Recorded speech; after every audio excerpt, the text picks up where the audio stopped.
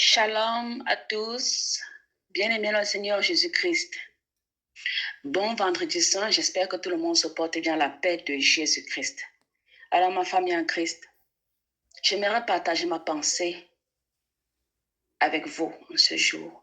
Au nom du Père et du Fils et du Saint-Esprit. Amen. Saint-Esprit, descends en nous. Saint-Esprit, viens visiter nos cœurs. Saint-Esprit, viens attendrir nos cœurs. Viens apprêter nos cœurs pour recevoir les prières de ce jour. Viens dans nos cœurs, viens habiter dans nos corps, dans notre âme. Visite notre corps entier, visite le monde entier et rallume la flamme de l'amour pour Jésus-Christ dans le corps de tout un chacun. Je fais cette prière au nom puissant de Jésus-Christ. Amen, alléluia. Je vais commencer par une petite lecture de la Bible. Je lis au nom puissant de Jésus. Colossiens chapitre 1, versets 19 à 20. Car il a plu à Dieu que toute sa plénitude habite en lui et par lui de réconcilier avec lui toutes choses, que ce soit sur la terre ou dans les choses du ciel, en faisant la paix par son sang versé sur la croix. Amen, alléluia. Ce verset est très puissant. Ce verset nous ramène vraiment en ce jour.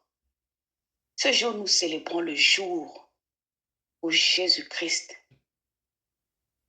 souffre, porte la croix pour nos péchés, accepte de faire la volonté de son Père, accepte de mourir pour le pardon de tous nos péchés, en fait pour laver la terre entière. Parce que dès le commencement, Dieu a créé Adam et Ève, mais Ève a succombé à la tentation de l'ennemi, ce qui veut dire du serpent. Et ensuite, elle a tiré Adam. Et les deux ont mangé la pomme.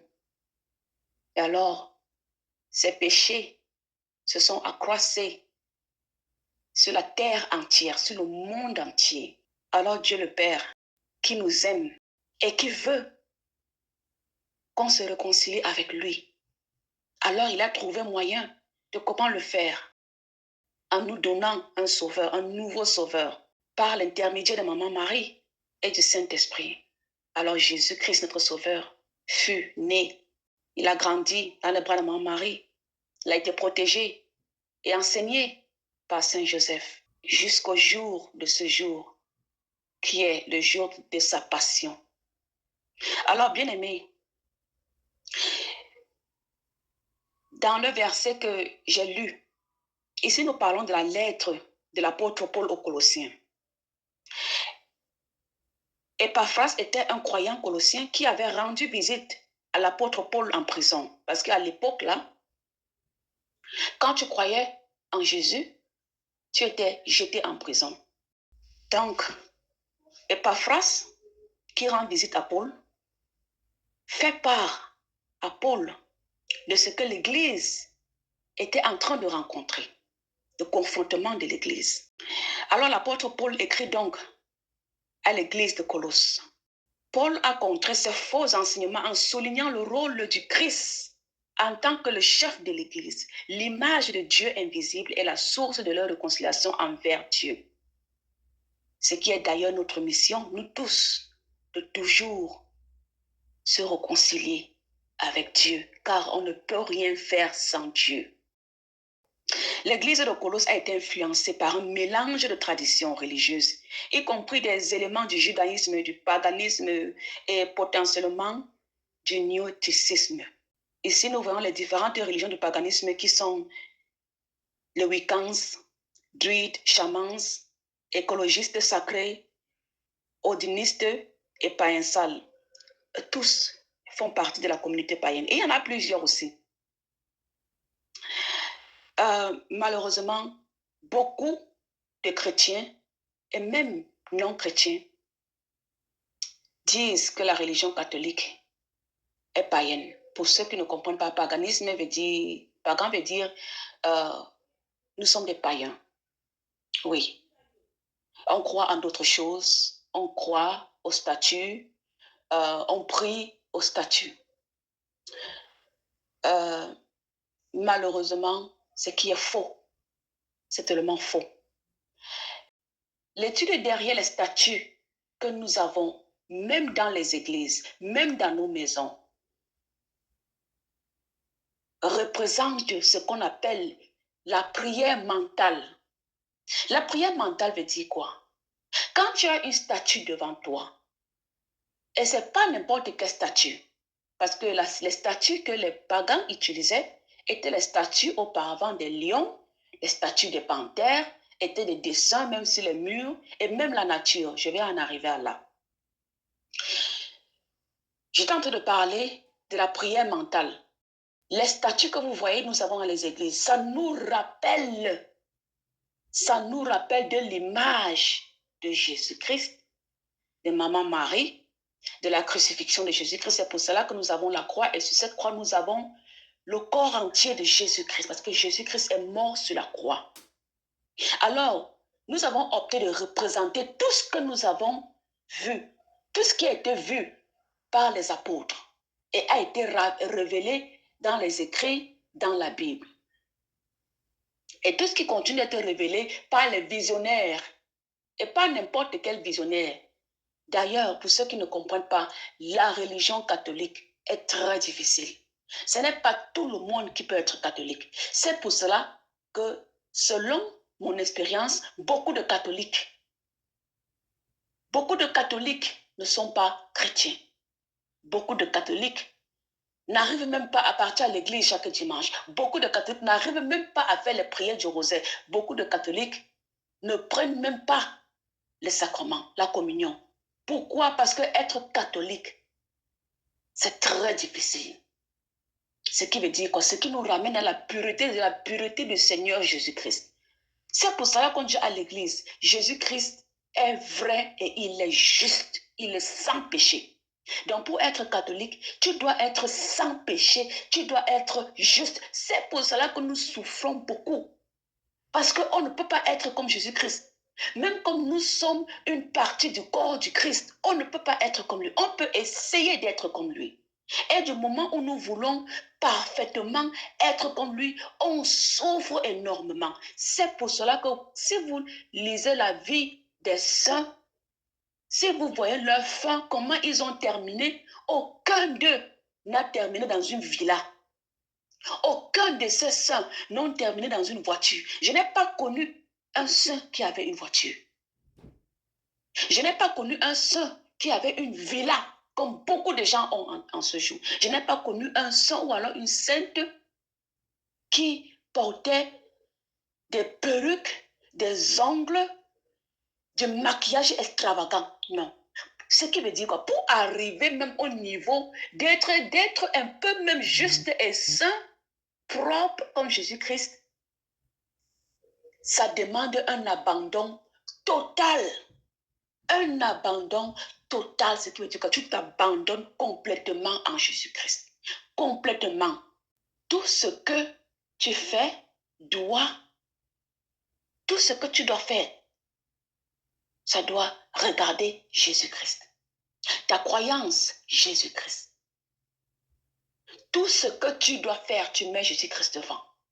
Tu dois dépendre complètement de lui. Malheureusement, beaucoup de chrétiens, nous ne dépendons pas complètement de Jésus-Christ. C'est pour cela que ce n'est pas tout le monde qui peut être saint.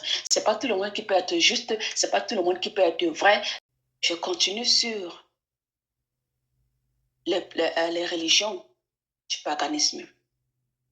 Vous voyez, certaines religions païennes ont un concept de la divinité de la nature qu'elles considèrent comme une manifestation du divin et non comme la création déchu que l'on trouve dans la cosmologie du dualiste.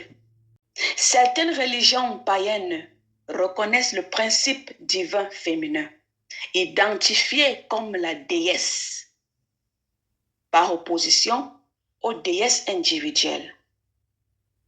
à côté ou à la place du principe divin masculin, tel qu'exprimé dans le Dieu abrahamique, le Dieu abrahamique. Donc, ce qui revient à quoi?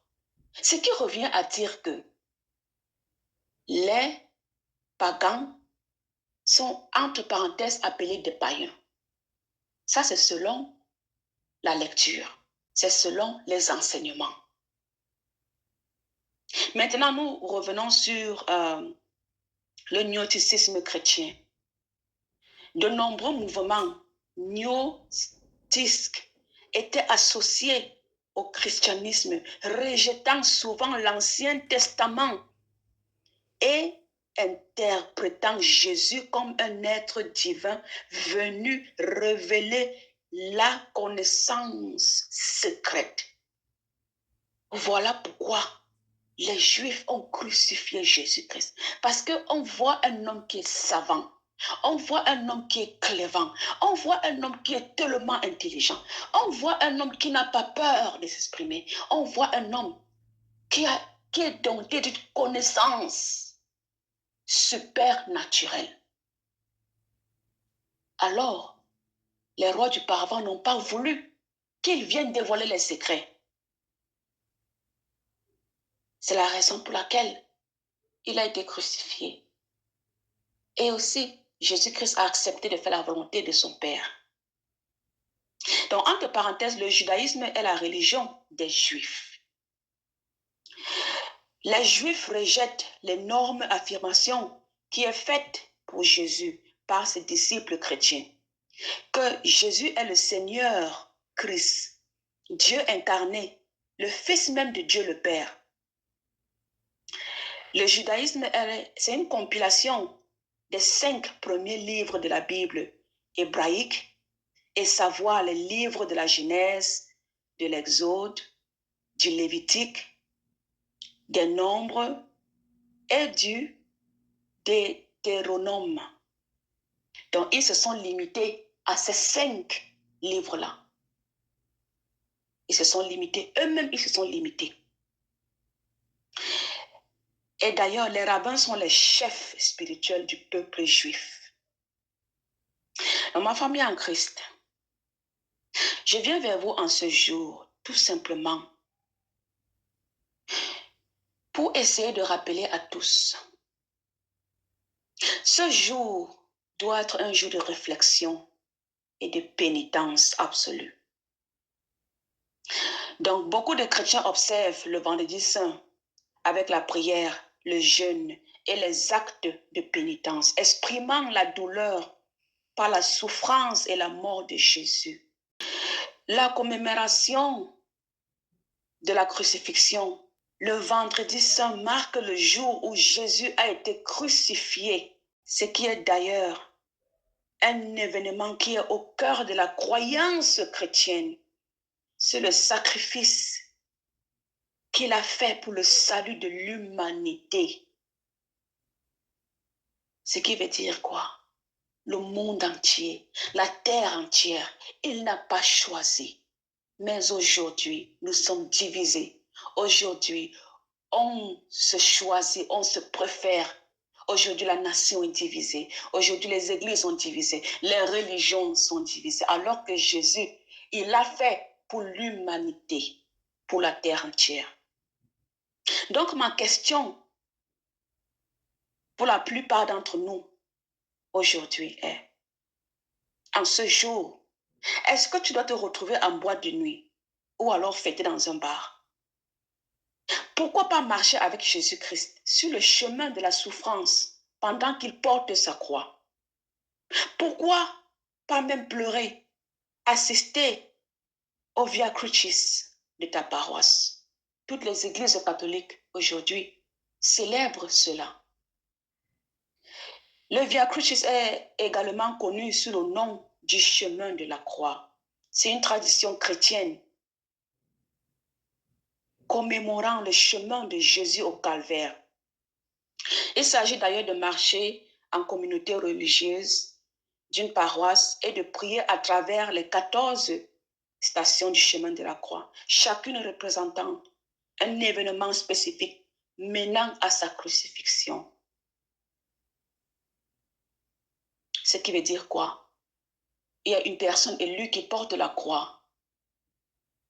Et nous marchons, nous suivons cette personne. Après chaque station de la croix, on s'agenouille, on prie, on se lève, on reporte la croix, on marche avec, ainsi de suite, jusqu'à la 14e station. Combien d'entre nous vont y participer? Tu veux les miracles, mais tu ne veux pas marcher avec Jésus-Christ sur son chemin de calvaire. Vous savez, il n'y a pas de miracle sans sacrifice. Je demande à tous de choisir Dieu et de faire des sacrifices pour Dieu et seulement pour Dieu. Jeûner, prier, avoir une foi, pardonner, donner, aimer sans rien attendre en retour. Et il y a des miracles pour ceux qui croient. Et aussi ceux qui reçoivent les grâces doivent les partager avec les autres. Parce que la gloire ne nous appartient pas. Ma famille en Christ. Chaque jour que nous nous réveillons, nous recevons des grâces divines venant de Jésus-Christ. Alors pourquoi pas partager ces bontés, les bontés de Dieu? La gloire ne nous appartient pas, elle appartient à Dieu. Alors chaque fois que nous nous levons, chaque jour que Jésus-Christ nous fait part de ses dons, qu'est-ce que nous devons faire? Nous devons nous lever et propager la parole de Dieu et dire Jésus-Christ est merveilleux. Il a fait de moi des miracles. Il m'a permis de me lever en ce jour. Certains d'entre nous se lèvent le matin et ne peuvent même pas remercier Dieu. Le seul problème de beaucoup d'entre nous, c'est le manque de foi et le manque d'effort. Il y a ceux qui prient par occasion. Il y a ceux qui prient en cas de danger, en cas de souffrance. Et quand la joie revient, ils arrêtent de prier. Et après, ils vont accuser l'Église. Certainement vont accuser les pasteurs. Arrêtons un peu d'être médiocres et faisons nos devoirs. Remercions d'abord Dieu et mettons-nous en convenant avec Jésus-Christ. Oui. Même quand tu es fâché, tu dois remercier Dieu. Pourquoi? Parce que toute tribulation est donnée par Dieu. Nous devons remercier, même en cas de tribulation, en cas d'allégresse, en cas de souffrance, en cas de maladie. Pourquoi? Parce que quand le malheur t'arrive, pour ceux qui sont chrétiens, quelle est ta première réaction? C'est de fléchir les genoux et de dire, oh Dieu, papa, regarde-moi. Oh Dieu, Seigneur, regarde-moi. Ton enfant souffre, regarde-moi, prends pitié de moi. C'est une grâce. C'est un honneur. Nous devons arrêter de laisser la colère nous emporter quand nous sommes fâchés et de plutôt demander à Dieu de toucher nos cœurs. Je ne suis pas parfaite. Mais chaque fois que je me retrouve dans des problèmes ou que je me retrouve attristé, ma première idée, c'est de fléchir les genoux et de demander à Dieu, ô Seigneur Jésus-Christ, prends pitié de moi. Dans cette souffrance, prends pitié de moi. Et quand même je suis tellement fâchée de quelqu'un, ça peut être de mon enfant, ça peut être de mon mari, ça peut être de mon frère ou de ma soeur, ça peut être de quelqu'un. La première des choses que je fais, je demande à Dieu, touche mon cœur. Touche mon cœur pour que je puisse pardonner à cette personne. Nous devons comprendre que nous ne pouvons rien faire seuls. Même pour pouvoir pardonner à quelqu'un, nous devons demander cette grâce à Dieu. Oui, beaucoup d'entre nous essaient de le faire seuls. Effectivement, la chair est faible. La chair est très faible. Et je remercie d'ailleurs le Saint-Esprit de m'avoir permis de prier, de demander à Dieu de toucher mon cœur pour que je ne tombe pas en tentation de la haine. Car nous savons, c'est très facile de tomber en tentation. C'est très facile de devenir haineux ou haineuse. C'est très facile, tellement facile. Vous savez, pendant ces moments, dans mes moments de colère, je pense à quoi? Je pense à quand Jésus-Christ agonisait de peur et de souffrance dans le jardin d'Olives. Que faisait-il? Il priait. Nous devons arrêter d'être des victimes du diable. Alors je déclare en ce jour au nom de Jésus-Christ que le diable n'a pas accès à ta faiblesse. Remets ta faiblesse à ton Dieu et il va s'en occuper. Amen. Quand tu marches avec Jésus-Christ, tu restes en victoire dans toutes tes situations. Mais je veux aussi encourager beaucoup de personnes en ce vendredi saint, qui est d'ailleurs un jour rempli de gloire, que nous savons maintenant qu'à cause de la sainte bonté de Jésus-Christ, quoi que nous traversions, nous devons toujours se retourner vers Dieu le Père. Et ne pas oublier le plan parfait de rédemption de Dieu pour nous, pour notre vie, pour ceux qui nous entourent, le monde entier d'ailleurs. Je sais que c'est difficile de le voir, de voir la vie comme ça.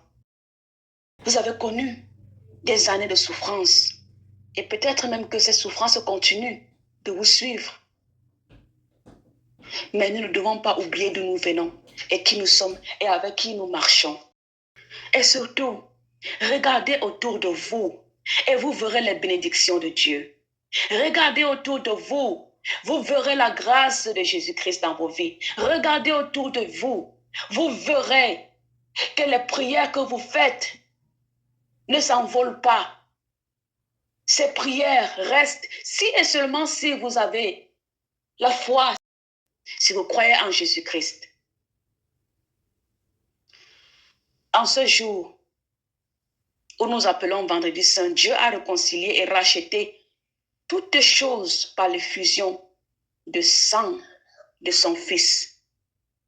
Alors ma famille en Christ, je prie pour que la reconnaissance du bien dans le Vendredi Saint, à cause de l'incroyable bénédiction que nous connaissions tous, puisse initier un changement de perspective rafraîchie vers une vision plus optimiste à travers nos jours et nos moments qui nous semblent pas si bons. Je prie pour qu'aujourd'hui, nous nous souvenions de la bonté divine du Vendredi Saint